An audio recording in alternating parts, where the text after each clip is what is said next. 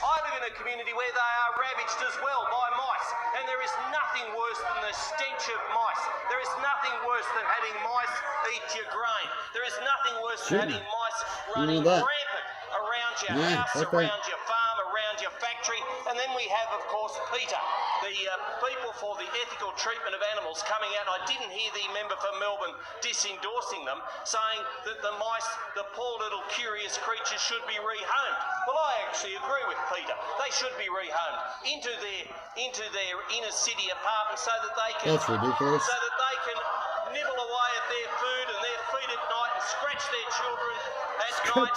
And this is a disgrace by Peter. Now, I would call that, in a way, uneducated speaker or propaganda. Which one would you want to go with that, everybody? Because I'll tell you something in a minute. And you'll hear something for what this person decides to do. Now, do you call that righteous or selfish thinking, actions?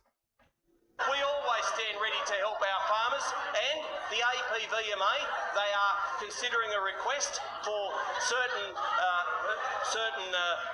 pesticides and herbicides. It's called the bromadiolone to the bait, but the trouble with that bait is that it also does have secondary influences on native birds and other animals, pets around the house, and indeed livestock, and that's what we don't want to see. But what we would always do is take the best possible advice. In this case, the APVMA. Farmers know who their friends are. So that means to use the pesticide, poison. That's what they're saying. Now, poison, you could say, could be a quicker effect, but you don't know unless you try things in big scale, and we haven't seen certain things being done in big scale, which I don't know why. Maybe because it's more costly, but later on it wouldn't be, where pesticides always cost, and you've got to put labour out. Everything comes with labour costs and stuff like that. Right? And not only are you going to get rid of the mice that you hate, but you're going to get rid of things that you might like and need, and you're going to get rid of other animals, even if you hate them. So you're going to get rid of a few animals then. But the birds, you know, usually you don't want to hate them, as they help spread seeds for farmers and do things naturally, you see. And so what they're doing is they want to bring out poison. Same old shit. What at the time? 7-11, everybody. This time, let's give us focus here. Yeah, it's 7-11. When we can have traps made up. Farmers are starting to get attacked. Traps is a more expensive thing. It might cost a little bit more money.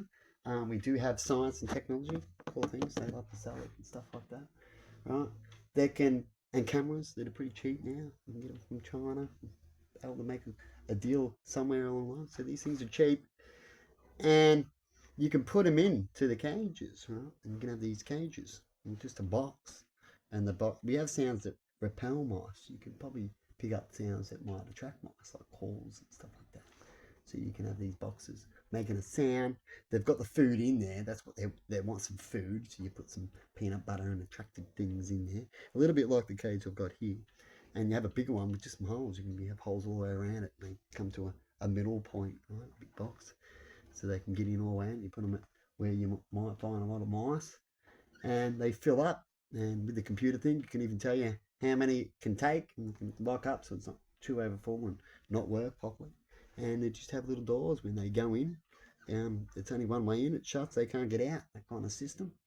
And that's it. And they can still keep going in. So it's just like a little foot door kind of thing. Could work. Or some other type of design, right, to get them to go in. Maybe a foot door that's half on an angle in the air. Like this is one quick idea of something that runs in the road. It can go in and it flips down. They fall in, but it raises up, and it's a big, nice round hole where they can't jump back out. So the hole's far enough. Right? There's one system you can do. You can't work out something that can go through, but able to keep going through. You know what I mean? Any system like lots of ways of doing it, but you want it cheap and basic. You know what I mean? When it comes to that, and more likely, if they could even jump up the best try, they're more likely not going to get back, as it's got a little gap, and it might even flop back down again at the little blip. You know what I mean? I can imagine this design already in my head, and they won't have to get out anyway and stay in there unless they pile up too much, which is why you have to number count. And you capture the mice. And then once you've done that, the people that collect the box, they separate them. And they have gloves and special gloves and stuff, and ways to handle them, or put them into another little, pick them up singly with another little scoopy device that you just go scoop like to a mice and it captures them in there and you can look at them like that. Lots of ways to do things, so we can hand pick them up nice and quick that way for you. And you split the mice up, right? And if some have babies, then you're going to have to do the same thing with them if they're already pregnant. Right? You split them up to girls and boys, and then you house them somewhere. That's how you get rid of the plague. And the government can pay for this too if they're plagues, right? Certain areas.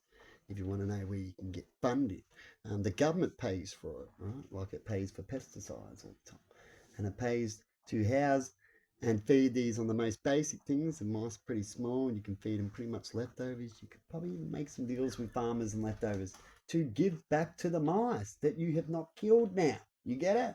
At a facility close by to you, you can have several of these facilities around until the mice problem goes away, you see. And other than that, you wouldn't use them very often. Or you can set up a little facility yourself at your farm if it gets down to a low amount and just do the same thing yourself and give them the food, you see. And that's humanely. You can get your kids to look after them. And if you're too old for all that, you send them to the facility. Right? Pretty cool idea. Or is that the best idea they've got? Now this, what he was talking about was 3 years ago. And that's what they argued and come up with the best in their field. And I think that's pretty sad. I think it's an easy way out. They heard things that work and it's done, and they just jump on it, right? And it pays people, and they've got people that are already there and so on to help him back up his theory. I get all that, right? And that's why they do propaganda, because it's there to help out a few, but not everybody, right?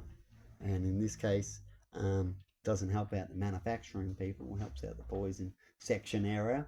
It helps out the farmers to get rid of the problem, and they don't have to do a little extra work.